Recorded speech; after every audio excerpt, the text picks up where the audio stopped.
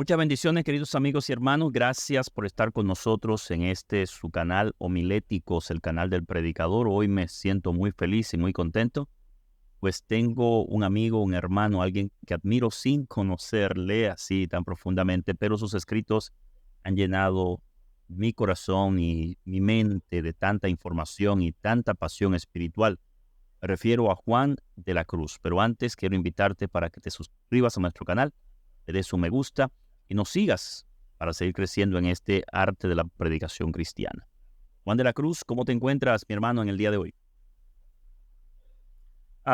Bien, gracias, Yeuri, por la introducción. El placer verdaderamente es mío de estar contigo y servir a tu audiencia. Estamos bien por acá, desde Bonao, República Dominicana, ahora mismo. Así es, así es. Quiero decirle antes de presentar algunos datos de la vida de este siervo del Señor que comparto el privilegio de ser también del pueblo de Juan de la Cruz, de Bonao, República Dominicana, y qué gozo me da saber que Dios levanta hombres de Él en nuestros pueblos para instruir a su iglesia en la verdad. Juan de la Cruz pertenece a la iglesia bautista y, y es pastor en la iglesia Nueva Jerusalén en Bonao, República Dominicana. Es ingeniero en química y su título lo obtuvo en la Universidad Autónoma de Santo Domingo y también tiene una maestría en arte, ya en arte cristiano, del Southwestern Baptist Theological Seminary en Carolina del Norte. También tiene una maestría en teología, un doctorado en filosofía. Podemos seguir aquí presentando algunos datos que son todos para honra y gloria del Señor. Pero hay algo que me llama la atención de este siervo de Dios, es su compromiso con la predicación expositiva. He tenido el privilegio de escucharlo predicar, no en vivo, sino a través de su portal de YouTube. Hace unos días atrás estuve escuchando un sermón sobre qué significa el verdadero evangelio y me impactó bastante la forma llana, sincera y también tan profunda como trata los temas. Es un escritor prolífero y de eso vamos a hablar en esta oportunidad, ya que fue el escritor de una de las biografías que para mí, con todo respeto a él, es la biografía más completa en español que yo he leído, de Charles Spurgeon, un hombre ordinario con resultados extraordinarios. He tenido el privilegio de leer mucho sobre este príncipe de los predicadores y esta biografía de Charles Spurgeon, escrita por Juan de la Cruz, de verdad que no tiene desperdicio. Y voy a comenzar preguntando inmediatamente, querido pastor de la Cruz, ¿qué le inspiró o qué le motivó a escribir acerca de Charles Spurgeon, conocido como el príncipe de los predicadores? ¿De dónde nace esa inspiración de abordar la vida de este hombre? Mira, Yeuri, a mí me han apasionado los caracteres toda la vida. O sea, las biografías para mí han sido como un impulso, como vitamina en la vida cristiana, porque cuando tú comienzas a averiguar, ¿verdad?, de los hombres de Dios en la historia, dígase Savonarola, Wycliffe, Edwards, Wesley, sé yo, y una avenida amplia de hombres de Dios, tú quedas literalmente impresionado, pero también quedas humillado la mayoría de veces cuando comienzas a averiguar cuánto esos hombres hicieron por la causa de Cristo y bajo qué circunstancias. Y tú dices, y nosotros en un mundo donde tenemos prácticamente todo a nuestra merced y todas las facilidades del mundo y somos tan mezquinos, de verdad, desde pequeño me han apasionado los caracteres de los hombres, especialmente del pasado, pero también de algunos del presente, ¿verdad? Quizá como Willie Amos Criswell, del que también junto con otro amigo saldrá una biografía en breve, y también saldrán otras como la de James D. Boyce, que no es tan reciente, contemporáneo de Spurgeon, y John Brodus. No sé si has oído hablar de John Brodus, pero John Brodus Claro, es claro uno de que los sí. mejores predicadores de la historia de la humanidad. Spurgeon decía que él no conocía a nadie tan bueno predicando como John Brodus, y eran contemporáneos y no se conocían.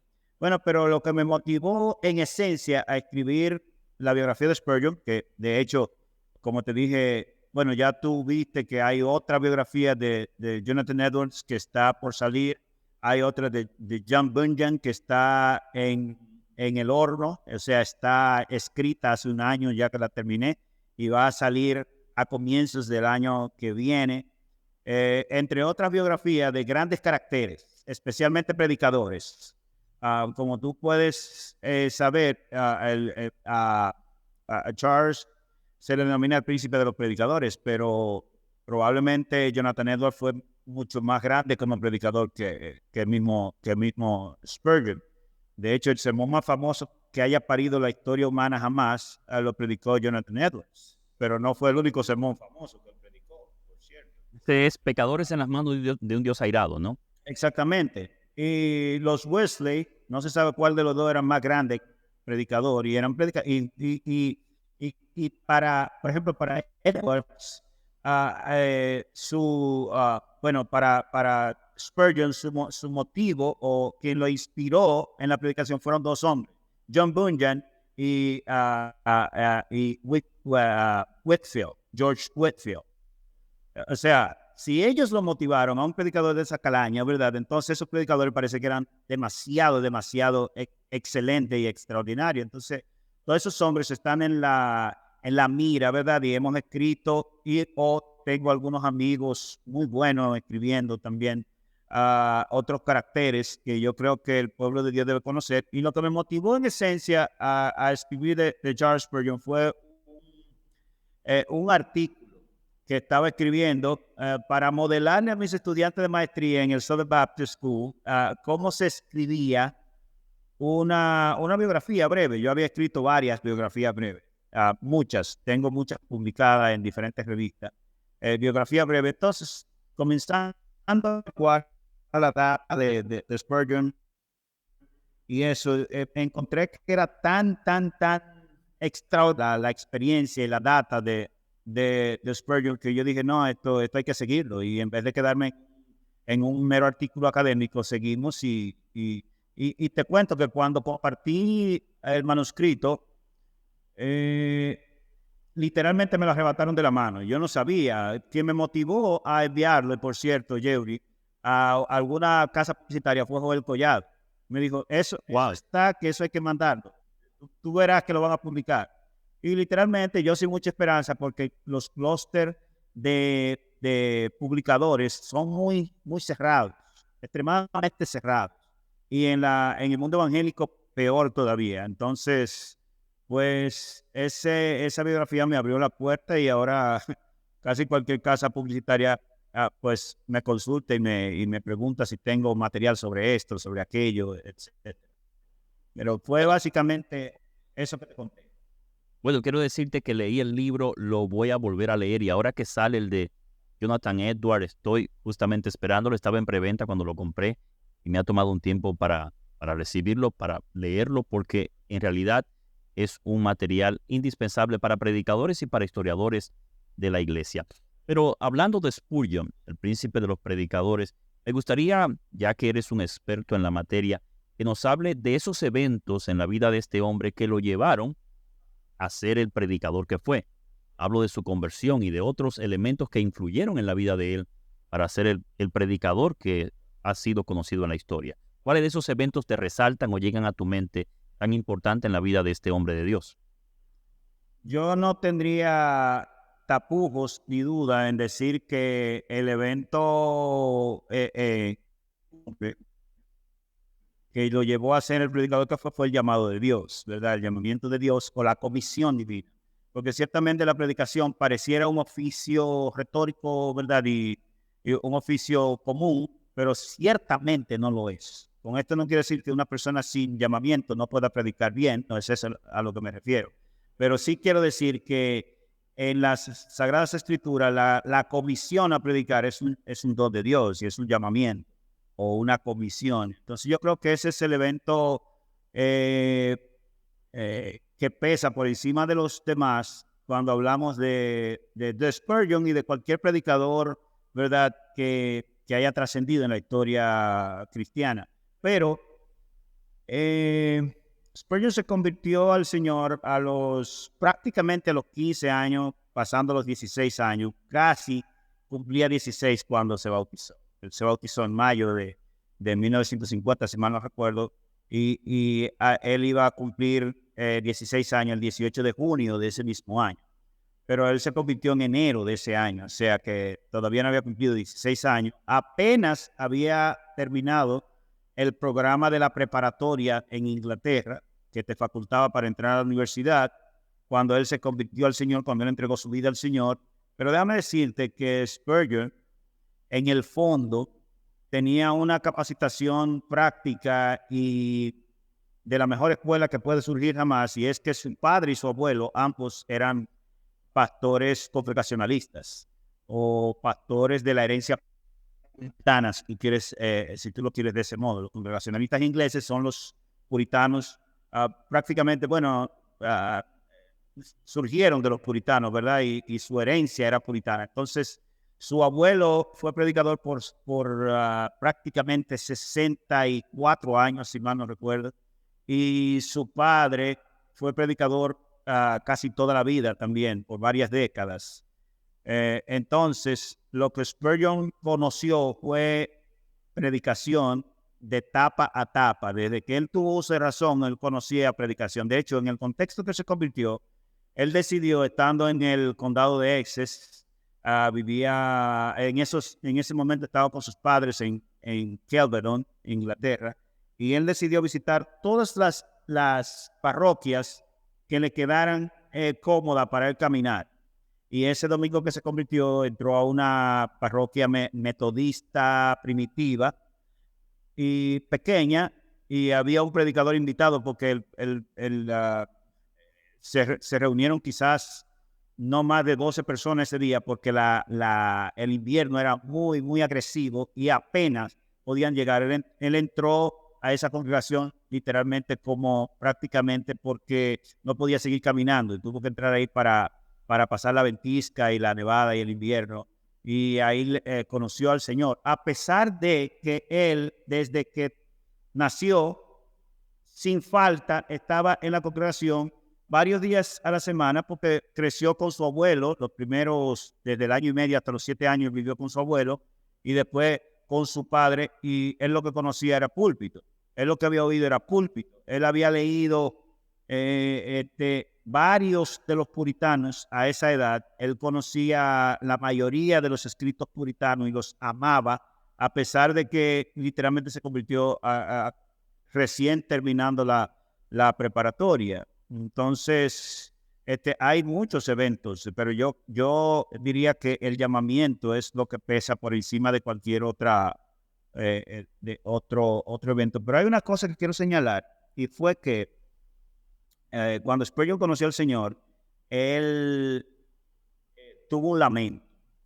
Y el lamento fue que, a pesar de que él había oído toda su vida a su padre y a su abuelo predicar, y a otros predicadores congregacionalistas, que es mucho que decir, o sea, predicadores de formación, con buena academia, predicadores formales, él se lamentó y dijo que él nunca en su vida había escuchado el evangelio hasta ese día, que ese predicador de poca fama, de hecho, que ni siquiera predicaba bien, según él admitió después al pensar, predicó el evangelio, predicó un texto de Isaías, del profeta Isaías, y ese fue el día que él entendió el evangelio, porque fue la primera vez que oyó el evangelio, y eso le tocó mucho. Y él dijo, el mismo día de su conversión, que si un día Dios lo llamaba a él a predicar, él nunca predicaría otra cosa que no sea el evangelio de Jesucristo, o a Jesucristo y a este crucificado. Yo creo que eso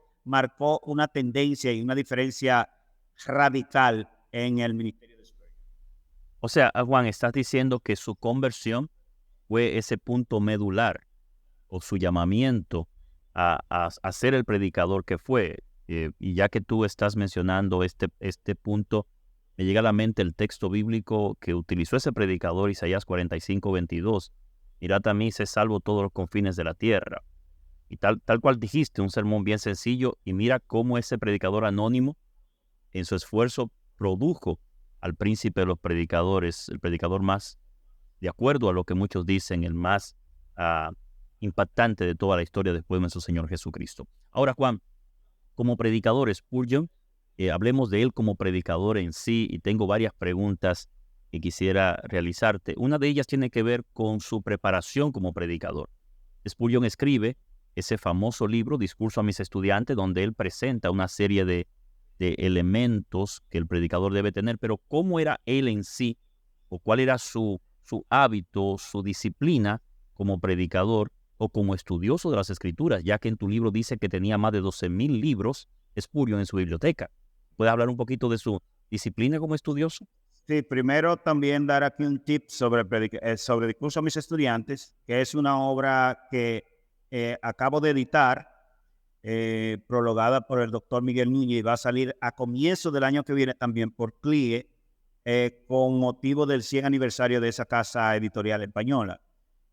Lo que hicimos en ese material fueron 3 tomos que Spurgeon predicó sobre Discurso a mis estudiantes, y nosotros de 30 lecciones seleccionamos las 16 que entendemos relevantes para nuestra época, porque hay otras que pierden relevancia no por el tema, sino por lo tratado en ese tema, que tienen que ver más con asuntos de dónde buscar ilustraciones, más con el campo de la ilustración que cualquier otro. Y esos capítulos los quitamos para eliminar volumen, pero consolidamos 16 capítulos. Además, hay una mini biografía, mi biografía resumida en 10 páginas en ese libro, en esa edición nueva y elegante que va a salir en breve. Y también hay 9 bosquejos de lo mejor que predicó Spurgeon, un poco complicado porque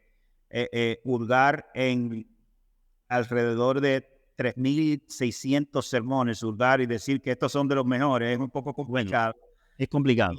Y 3 sermones completos, entre otras cosas que hay en los apéndices para ayudar al lector a entender bien eso. Pero bueno, la cuestión que me preguntaste tiene que ver con la preparación de Spurgeon como predicador. Mira, Spurgeon fue autodidacta en el sentido académico. No porque quiso, ni por, como lo catalogan algunos, porque era muy orgulloso, que esto, no tiene nada que ver con eso. De hecho, el problema con un bautista en Inglaterra era que solamente tenía las instituciones donde podía estudiar contadas, y eran instituciones. Estaba Bristol, ¿verdad? El seminario de Bristol, que era un seminario básico de un bachillerato. Eso era lo más que había para un bautista. ¿Por qué? Porque si tú no eras de la iglesia de Inglaterra, tú no podías ir a Oxford, a Cambridge, al Emmanuel College o esas instituciones donde sí se formaban los anglicanos. Y de hecho, le permitían a algunos congregacionalistas, pero no a todos, estudiar ahí. Y Spurgeon no tenía esa oportunidad, no tuvo esa oportunidad. Y también hubo una escuela en Londres donde él quiso estudiar algo, ¿verdad?, sobre predicación y ministerio pastoral, y se le complicó porque hubo un cruce de información con el rector de aquella escuela y nunca se pudieron ver, a pesar de que hicieron cita y todo, y no se pudo. Sin embargo, este hombre que te dije que a muy corta edad conocía los clásicos de la teología puritana, conocía, ¿verdad?, a Edwards, a Owen, a Shepard, a Harnack, a todos los puritanos que son una escuela en materia de la exposición bíblica. Lo mejor que ha parido quizás la historia humana como expositores bíblicos fueron los puritanos, a pesar de que fue los puritanos o el puritanismo ocupó un periodo muy corto de la historia cristiana, menos de un siglo, pero parieron exégetas y predicadores que no tienen paralelo ni parangón en la historia cristiana. Eso no es porque lo diga yo, eso lo puede buscar uno de donde quiera, la información. Entonces, él desde pequeño estaba familiarizado con los puritanos, con los escritos puritanos. su abuelo, vivía con su abuelo los primeros 7 años de su vida, o 6 de esos primeros 7 años de su vida, donde oía a un predicador formal predicando, ¿verdad? A los 6 años se leyó por primera vez el Peregrino de Bunyan, por ejemplo, por ponerte un caso. Era un apasionado de John Bunyan, y John Bunyan escribió alrededor de 50 libros, la mayoría de ellos basados en sus predicaciones. Y John Bunyan era semi-analfabeto. John Bunyan ni siquiera llegó a terminar la escuela, apenas llegó a terminar lo que sería para nosotros hoy la escuela primaria. Sin embargo, es el mejor escritor que ha parido la humanidad en todos los tiempos jamás, a juzgar por el volumen de venta de sus trabajos, especialmente El Peregrino, Guerra Santa, etcétera, etcétera. Y Spurgeon era un apasionado de esos hombres que transformaron la exégesis y la exposición bíblica. Superaron, por supuesto, a los mismos reformadores magisteriales, los puritanos. Es que estamos hablando de una casta muy refinada, ¿verdad? Y con una preparación extraordinariamente buena en Manuel, ¿verdad? En las escuelas de teología de Cambridge y de Oxford, etcétera, y hombres de temple. Entonces, todo eso sumado, ¿verdad? Toda esa suma de Spurgeon desde los 6 años, consumiendo literatura prácticamente cristiana, oyendo a su padre, oyendo a su abuelo, etcétera. Cuando él viene a terminar la preparatoria, que se muda a Cambridge, él se inscribe en un grupo de predicadores jóvenes que había en la iglesia de St. Andrew, y lo envían a predicar. Él va a predicar aquí y allí, y fue así como él comenzó su vida de predicador, como un predicador itinerante. Y cuando fue a su primera capilla en Waterbeach, donde duró 2 años, esa capilla estaba casi vacía, y en el tiempo que duró Spurgeon allá hubo un avivamiento. Y así fue que desde New Park Street Church o Chapel en Londres, uno de los maestros de escuela dominical de aquella iglesia un día vio a Spurgeon y lo invitó a predicar allá. Y la historia es que el individuo es el príncipe de los predicadores. Pero su formación fue así. Fue muy práctica, fue muy autodidacta. Él estaba de acuerdo con las escuelas. De hecho, fundó el Colegio para Pastores, que hoy se llama Spurgeon.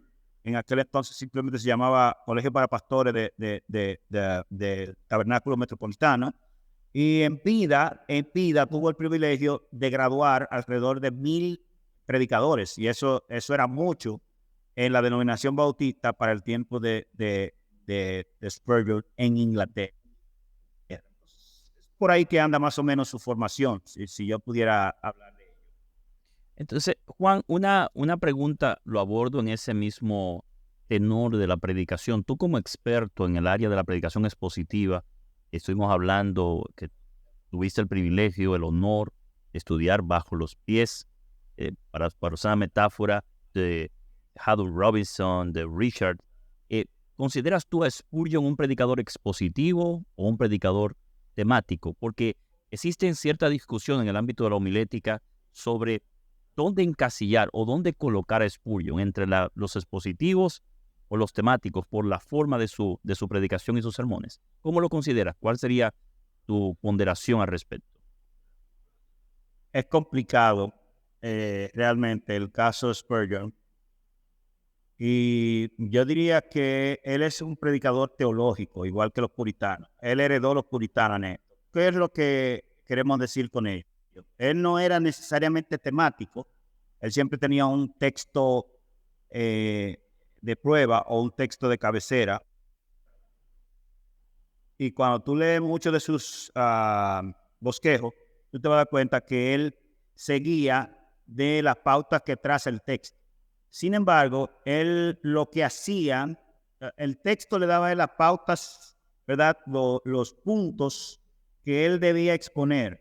Pero al momento de desarrollar un punto, él desarrollaba básicamente la doctrina que tenía que ver con ese punto, independientemente de que se saliera o no del texto bíblico. Entonces es un poco complicado, porque eso no es ni una predicación temática ni una predicación expositiva como tal. Nosotros deberíamos encasillarla en otro tipo de esquema, y yo personalmente creo que ese tipo de exposición se llama exposición teológica. Y es lo que tú vas a encontrar en Edwards, es lo que tú vas a encontrar en Harnack, es lo que tú vas a encontrar especialmente en los puritanos. Y yo creo que es diferente. No sé si con esa respuesta así breve y simple te explico lo que me preguntaste. Claro, claro que sí. O sea, encontramos en Spurgeon, podemos decir, un seguimiento a esa tradición puritana, tanto de forma del sermón como fondo del sermón, ya que el puritano se preocupaba por leer el texto, explicar el texto y aplicar el texto bíblico a su congregación. E interesante, puedo decir, porque los sermones de Spurgeon, según algunos analistas, dicen que eran de unos 40-45 minutos, mientras que los sermones de los puritanos eran casi 2 horas. O sea, fue un vanguardista, alguien a la vanguardia respecto a... Sí, Spurgeon duraba un promedio de 53 minutos en sus sermones, más o menos, en sus predicaciones dominicales. ¿Mm? Porque Spurgeon predicaba 10 veces por semana, cualquier semana regular. Pero sus predicaciones dominicales eran muy particulares.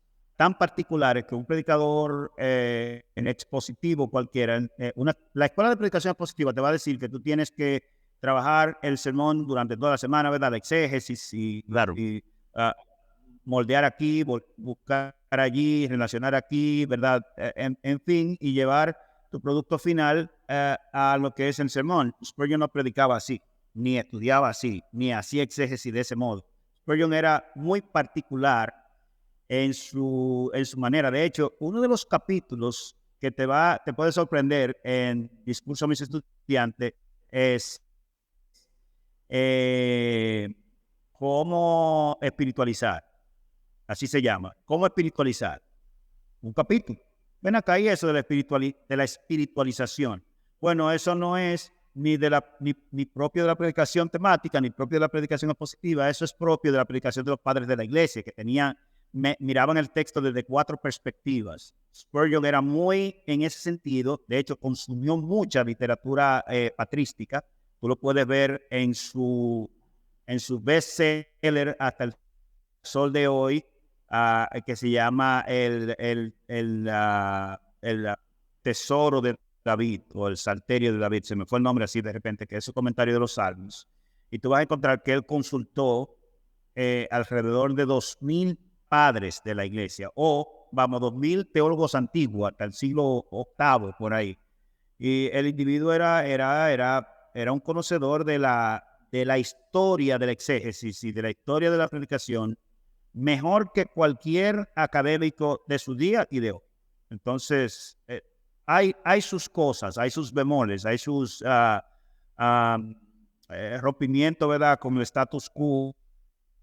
Además, Spurgeon se opuso al método liberal. Y yo no sé si tú sabes que el método histórico crítico gramatical, en esencia, es un método de predicación que surge del liberalismo del siglo XIX en Alemania.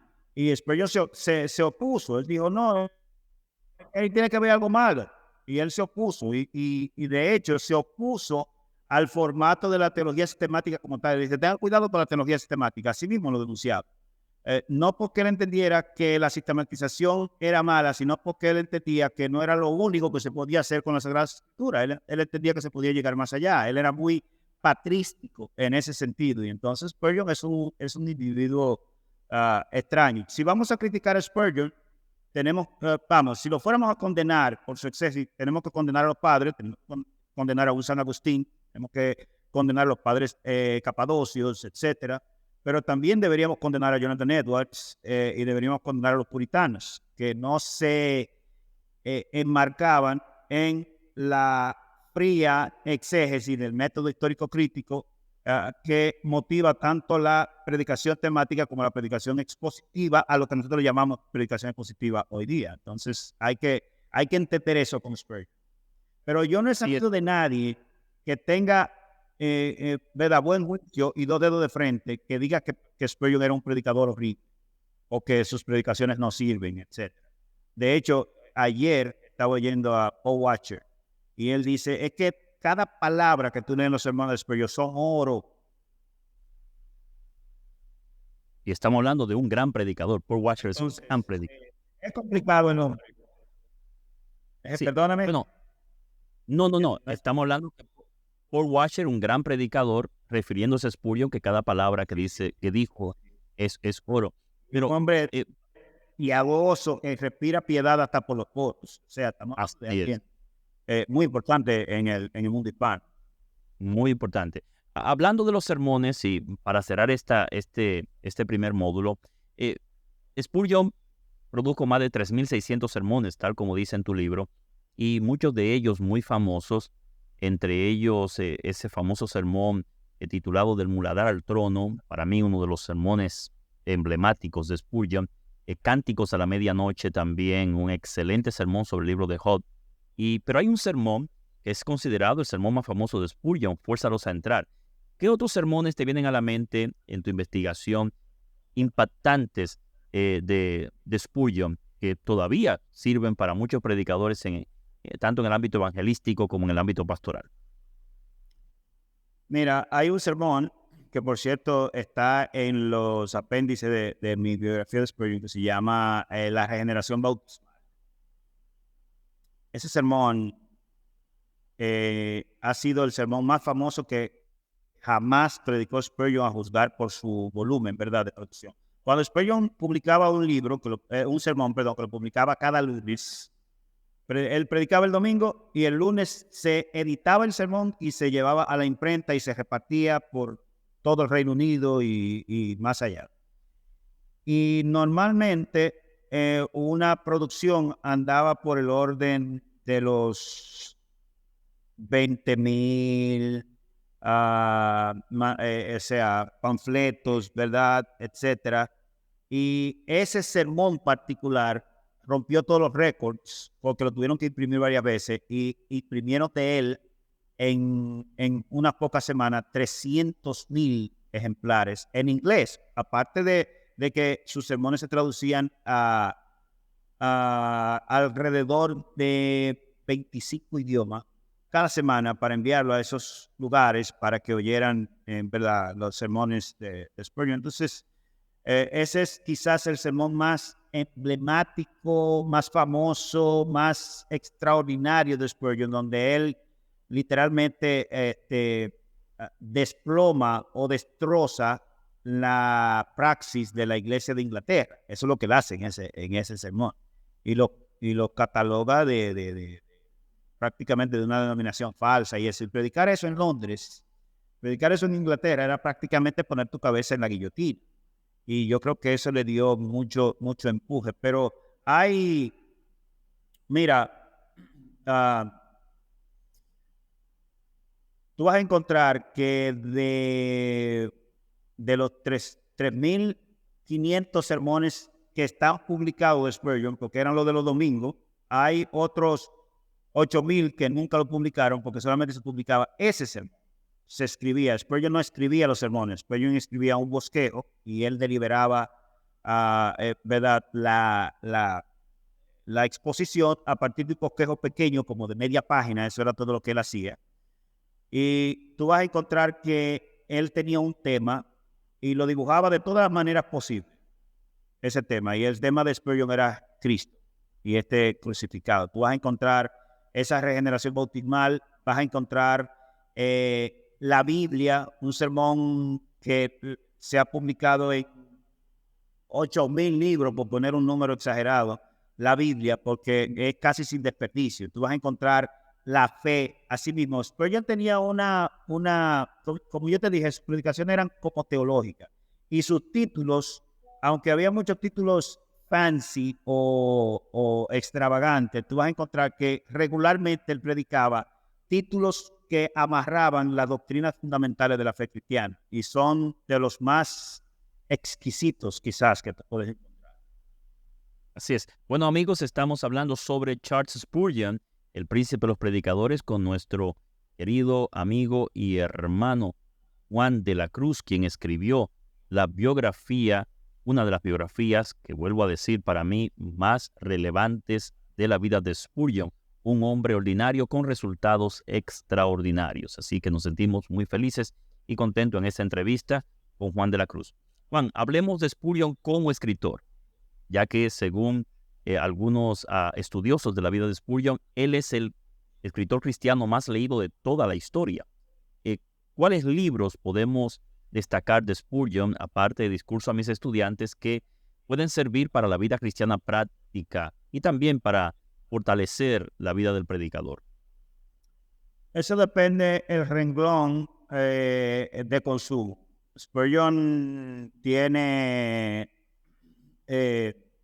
Juan Arador, tiene Sentándote con tu Señor por la tarde, Sentándote con tu Señor por la mañana. O sea, una serie de libros que son devocionales.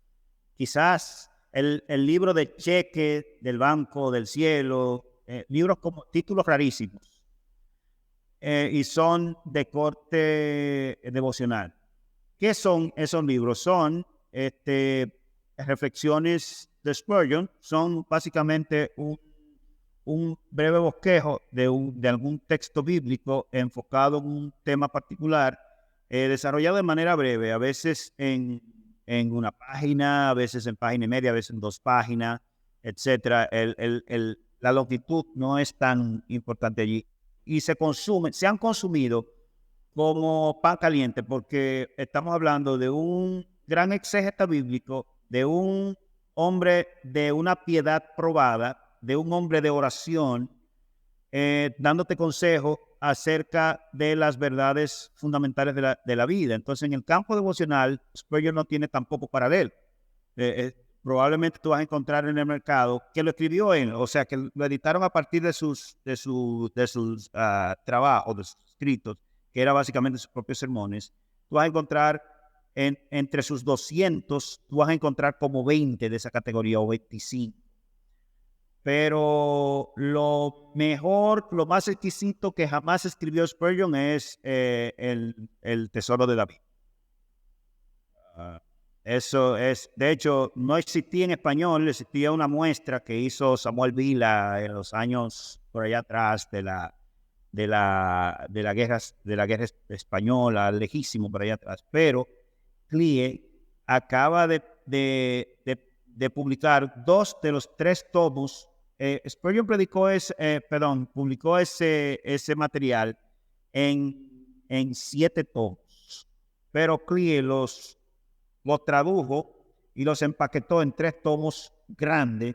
Eso es el mejor referente que tú puedas encontrar jamás de los Salmos, el mejor trabajo que tú puedas encontrar jamás como comentario de los Salmos, porque tiene una riqueza de pensamiento, como mencioné ahorita, solamente de padre de la iglesia. Spurgeon cita alrededor de 2000 y cita a todos los puritanos, cita muchos de los predicadores contemporáneos, los reformadores, etcétera, etcétera, en su exégesis de los salmos. Y ese es un libro que es un referente, yo creo, para la iglesia, porque como quizás tú compartes conmigo, los salmos son y serán el libro más consumido por toda iglesia cristiana en toda la historia de la cristiandad, los salmos. Entonces, tener un comentario de los salmos de esa categoría y escrito por una persona de esa categoría, eso no es cualquier cosa. Entonces, yo diría que eso es lo más exaltado que escribió Spurgeon, pero Discurso a mis estudiantes sigue siendo un hit de venta hasta el sol de hoy. Hay otro libro de Spurgeon, muy práctico también, que se llama El Ministerio Pastoral.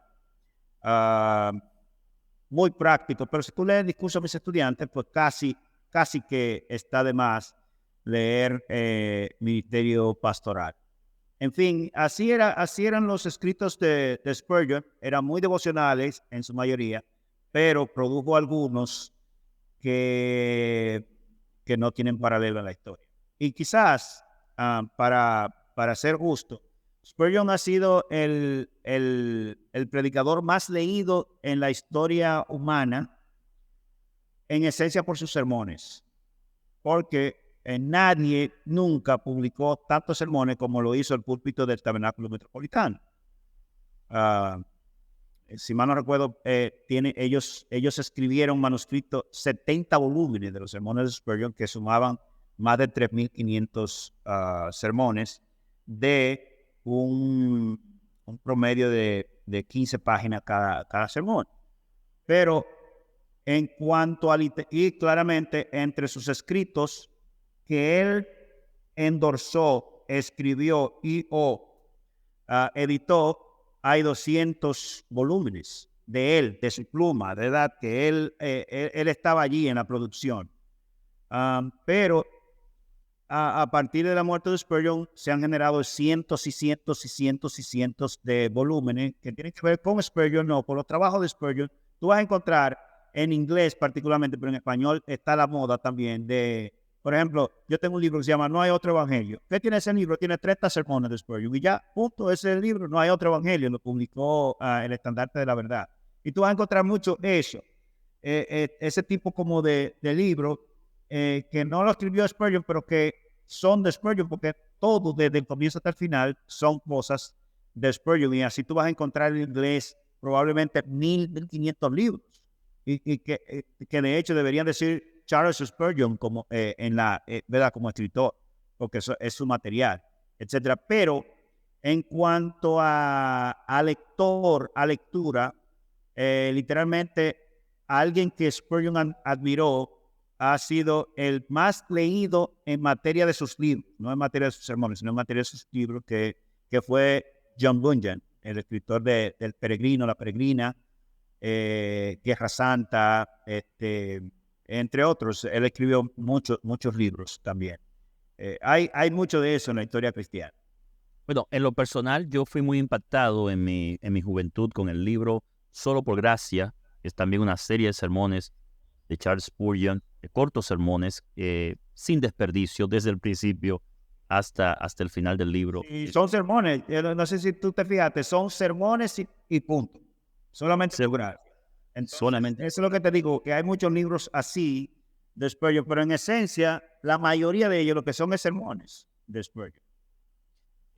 Juan, todo siervo de Dios, todo hombre de Dios pasa por situaciones difíciles, y hay cuadros en la vida de Spurgeon, experiencias en la vida de Spurgeon que lo marcaron, como ese incendio que aconteció en su iglesia donde varias personas murieron. Algunos dicen que producto de ese acontecimiento Spurgeon cayó en un bache emocional, en una profunda depresión. Y es una situación que se habla de este predicador muy poco común, bueno, o que se haya publicado de predicadores que hayan pasado por situaciones tan difíciles de depresión como lo pasó Spurgeon.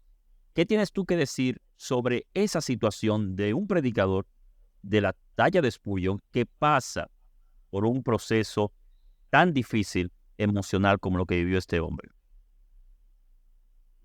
De hecho, ese evento del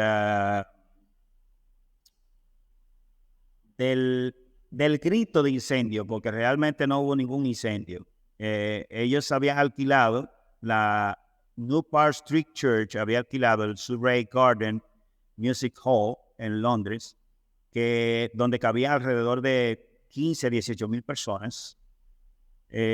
O sea, a casa llena, con patio lleno y todo, porque sucede que por esa época, estamos hablando del año 1857, 58, por ahí, o sea, muy temprano en el ministerio de Spurgeon, cuando él tenía quizás 5 o 6 años en Londres apenas.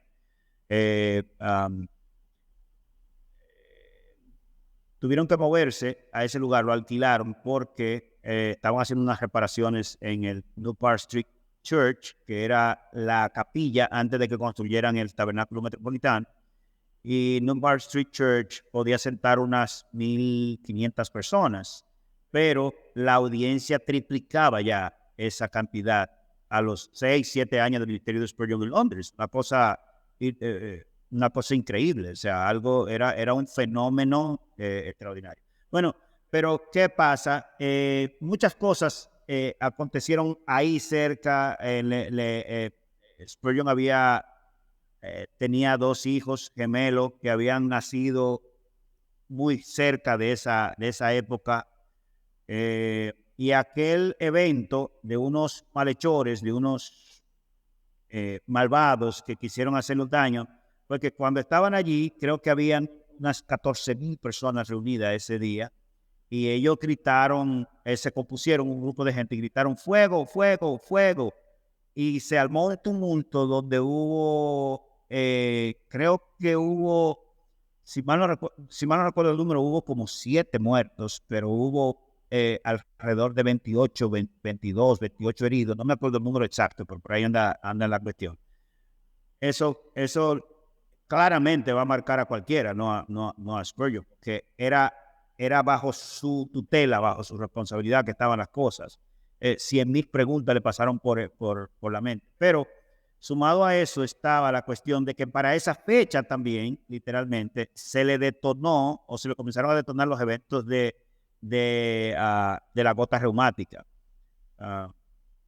que aparentemente había heredado de su abuelo. Su abuelo, a pesar de que duró más de 60 años predicando, también padecía de episodios de gota reumática, que es una enfermedad que le da dolor artrítico serios a la persona.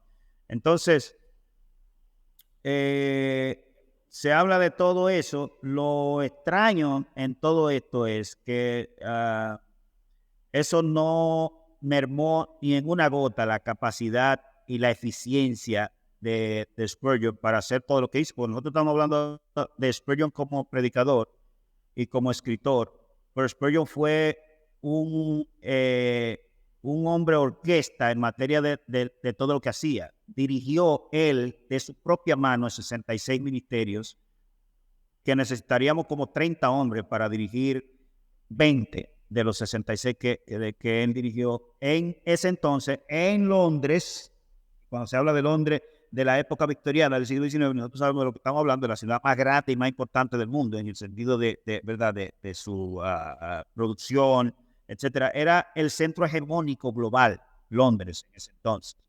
Y Spurgeon tuvo que lidiar con quizás ese sentimiento de culpa. Él no lo mencionó mucho, pero algunos estudiosos dicen que él nunca se curó de ese episodio, de ese evento catastrófico, sumado a la enfermedad, sumado a que por ahí mismo, por esa época, su esposa quedó inválida y no pudo caminar jamás. Y encima de todo eso, la carga que él sentía, porque Spurgeon era bautista, pero era a la vez lo que pudiéramos llamar evangélico. O sea, él tenía una preocupación grande por las almas y por las necesidades de los hombres. Y todas esas cosas juntas sobre los hombros de un solo ser humano, debe causar dificultades profundas. De hecho, Spurgeon probablemente le hubieran diagnosticado depresión en el mundo moderno, ¿verdad? Porque a pesar de su fe extraordinaria, yo diría, y todo lo que hemos mencionado aquí acerca de su persona, Spurgeon le daban episodios de tristeza y llanto que podía durar hasta 3 días, así en esa condición, increíblemente. Entonces, él mismo dijo de su propia boca que él no sabía qué le pasaba, porque él no entendía nada de lo que le pasaba, porque él era un hombre que confiaba absolutamente en la soberanía de Dios, 100%, tenía una fe gigante, una fe enorme, que yo creo que es rara en cualquier época de la historia humana, pero yo creo que todas esas cosas juntas debieron sumar a esas especulaciones que hacen los biógrafos sobre Spurgeon. Y digo especulaciones porque cuando leemos sus propios trabajos, su propio testimonio y la biografía exquisita que escribiera su amanuense y su esposa acerca de él, no enfatizan y apenas mencionan ese tipo de episodios tristes y, ¿verdad? Y depresivos de la vida de Spurgeon.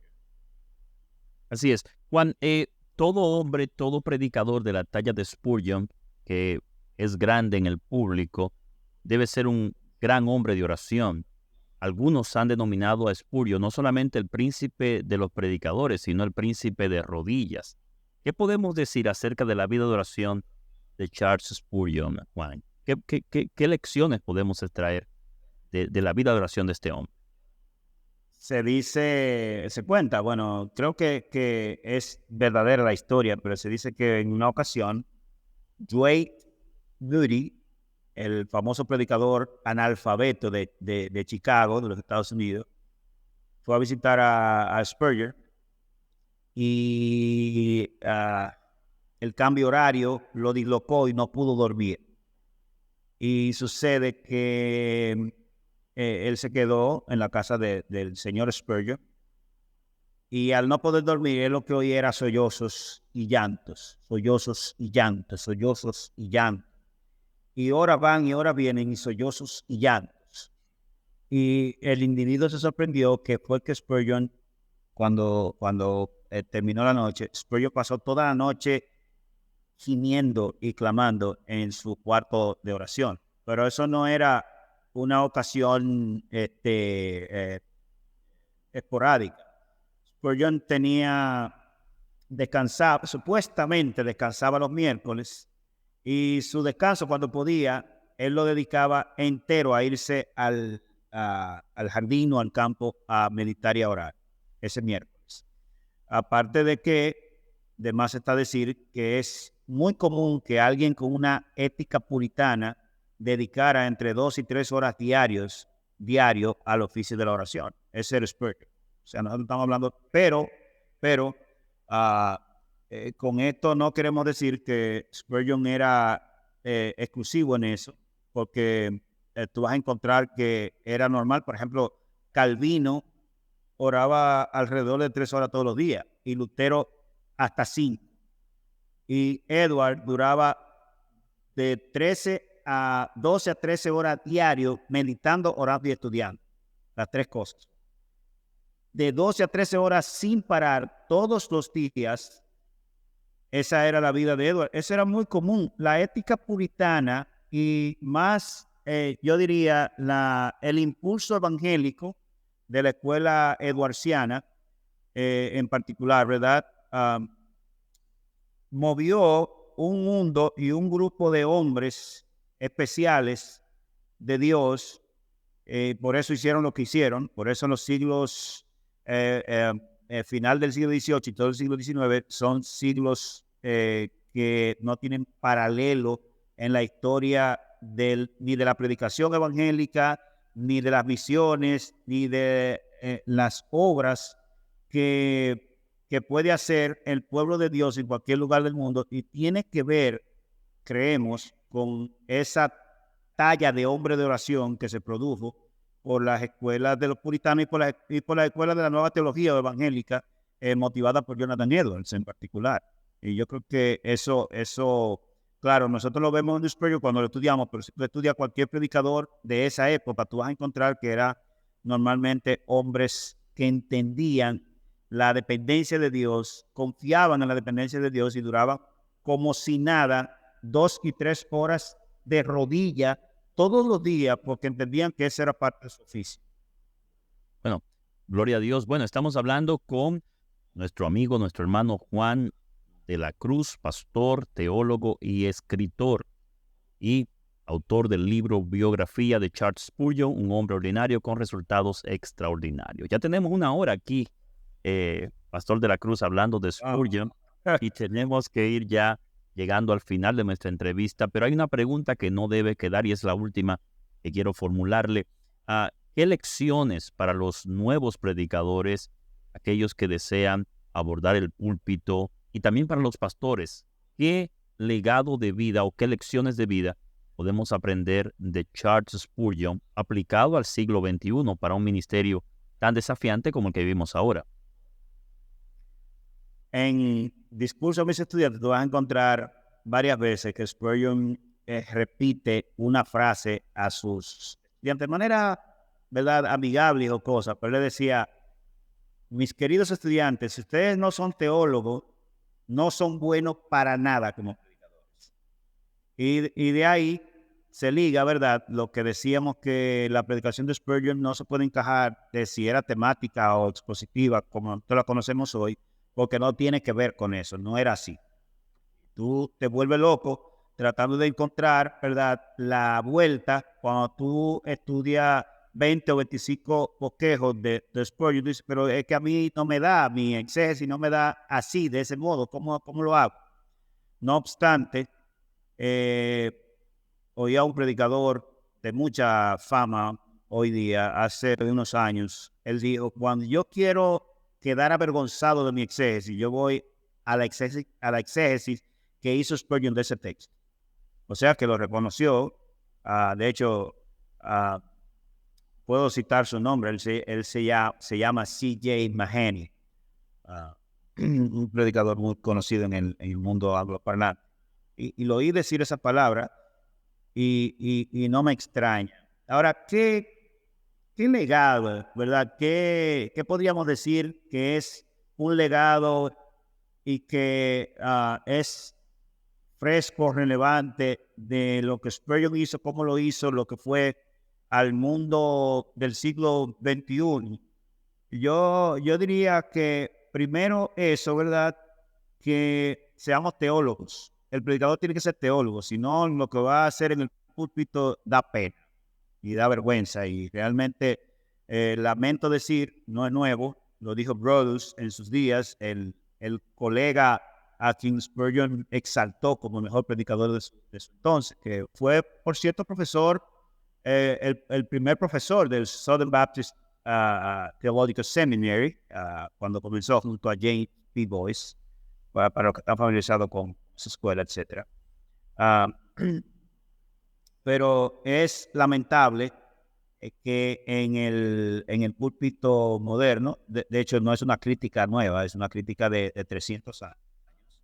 Es lamentable oír lo que se oye en el grueso de los púlpitos, y lamentablemente a veces con gente con escuela y academia. Eso es un poco patético y lamentable. Pero si algo debemos copiar, aprender, degustar, imitar de Spurgeon, yo diría que es ese punto. Si eres predicador, tienes que ser teólogo, sea que seas formal, ¿verdad?, un teólogo académico formal, o un teólogo autodidacta. Yo creo que eso fue lo que Pablo le quiso decir a Timoteo cuando le dijo que tu aprovechamiento sea evidente a todos, ¿verdad? Y obviamente el mandato de Pablo a Timoteo en 2 Timoteo capítulo 2 a una exégesis delicada es obvio, ¿verdad? Que trace bien la palabra de verdad como obrero que no tiene de qué avergonzarse. Es obvio, y eso fue muy marcado en la vida de Spurgeon. Pero hay otro episodio del cual hemos hablado un poco, que fue su vida de oración poco normal, común, cuando los apóstoles fueron, vamos a decirlo de este modo, fueron consultados acerca del problema que había en la iglesia de Judea. Un problema, ¿verdad?, digno de resolver, un problema justo, algo que había que resolver, que era que las viudas de los griegos estaban siendo desatendidas. Ellos le dijeron: hay que resolverlo, pero busquen a alguien que lo resuelva, porque nosotros tenemos un oficio definido, y es la palabra y la oración. Un pastor, un predicador, un hombre que trabaja con almas, tiene que estar claro que su oficio se enmarca preponderantemente, principalmente en esas dos aristas del oficio ministerial. Le pueden decir vago, le pueden decir lo que sea, como le decían a Edward, un individuo que nada más vivía estudiando, que esto, que aquello, 12 a 13 horas diarios meditando y orando. Pero es que esa es la cosa que llamaron a hacer a aquel que lo llamaron a predicar. Por eso te dije al principio, que el llamamiento o la comisión de Spurgeon había que marcarla, porque eso definía que él entendía que era su oficio, y él entendía que su oficio tenía que ver con la palabra y con la oración particular. Y respecto del tema de la predicación, que es uno de los capítulos que Spurgeon desarrolla en sus estudiantes, él te da pauta de cuáles son esos temas que tienen que estar constantes en un púlpito, para que un púlpito sea no solamente exitoso y exuberante, sino para que traiga almas a los pies de Cristo. Y en esencia, cuando tú lo que tú ves son prácticamente la esencia de los fundamentos de la teología ortodoxa, y que tiene que ver con una claridad sobre las Escrituras, una claridad sobre la doctrina de Dios y de la Santísima Trinidad, de la doctrina de Cristo que brille por encima de todas las cosas, etcétera, de la doctrina del pecado, ¿verdad? De la doctrina de la regeneración y todos los temas que tienen que ver con la expiación, con el oficio de Cristo. Esos son los temas que deben brillar en los púlpitos, y eso dará resultado sí o sí, porque cuando el evangelio es expuesto y predicado en su justa medida, el Señor honra eso y honra a los que lo hacen. Entonces, por otra parte, yo diría que nosotros debemos también un poco que tratar de imitar a Spurgeon y a otros, ¿verdad? Evangélicos, por sobre todo, en su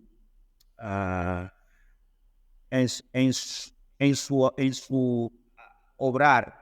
Eran hombres incansables en materia de lo que obraban. Ya les mencioné ahorita que Spurgeon dirigió 66 ministerios, incluyendo entre ellos construir un orfanato para niños que albergaba más de 1,000 niños con sus tutores viviendo en el mismo complejo, etcétera. Y cuando esos niños salían de ahí, tenían trabajo en compañías importantes en Inglaterra, etcétera, hogar de ancianos, ministerio de colportaje o de distribución de libros, de venta de libros, ministerio con las prostitutas en las calles, ministerio con los policías que daban pena en ese entonces en el Londres del siglo XIX, ministerios raros así. Y él comenzó y dirigió 66 de ellos, a pesar de su gran esfuerzo por la predicación y por la oración por el pueblo de Dios. En fin. Eso fue un pastor, yo creo que es un modelo exquisito para nosotros seguir la fe de él y imitar su fe, imitar su práctica.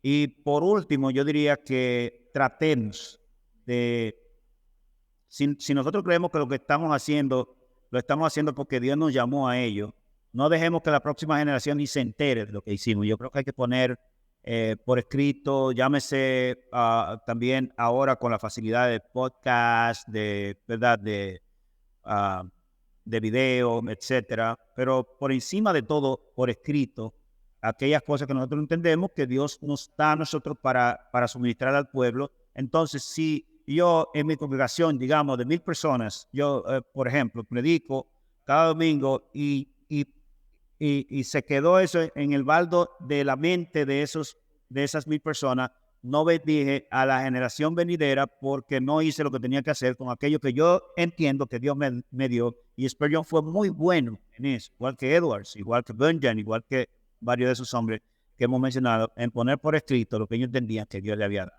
Así que yo creo que esas cosas juntas son un extraordinario legado de ese hombre de Dios para nuestra generación, que deberíamos perpetuar. Bueno, muchas gracias, Juan Carlos de la Cruz. Gracias por esta entrevista sobre Charles Spurgeon.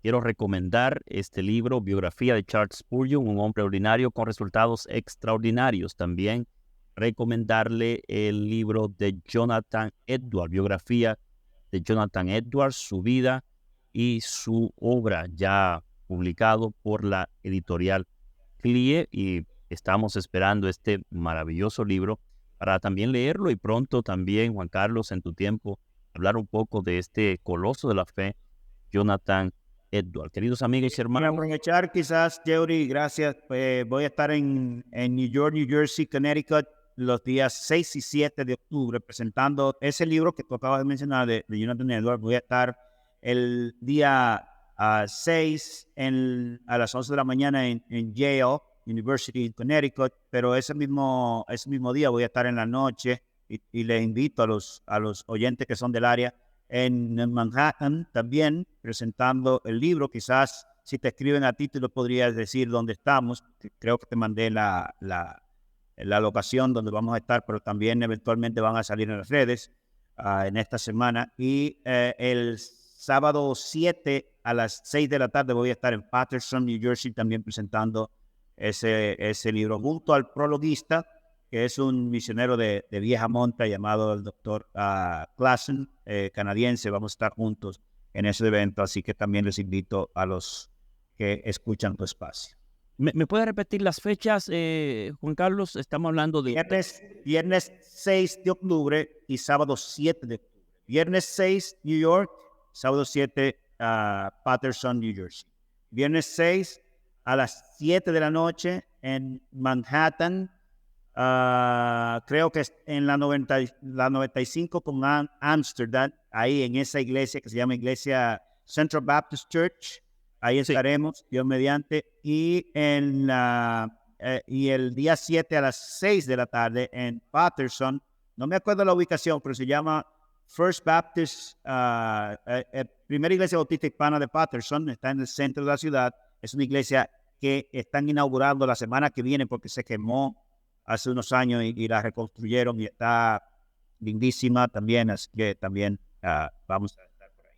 Bueno, me envía la ubicación para poder compartirla con los amigos, para que puedan ir a la ponencia de estos libros. Muchas gracias, Juan Carlos, de verdad, bendecidos estamos en escuchar toda esta ponencia y quiero que por favor le dé un saludo de parte nuestra a tu congregación, a los hermanos de tu iglesia. Siempre oramos, apreciamos mucho lo que haces y te animamos a que sigas escribiendo para que el pueblo de Dios hispano siga recibiendo estos materiales a fin de ser bendecidos. Que Dios te bendiga de forma abundante. Gracias. Gracias.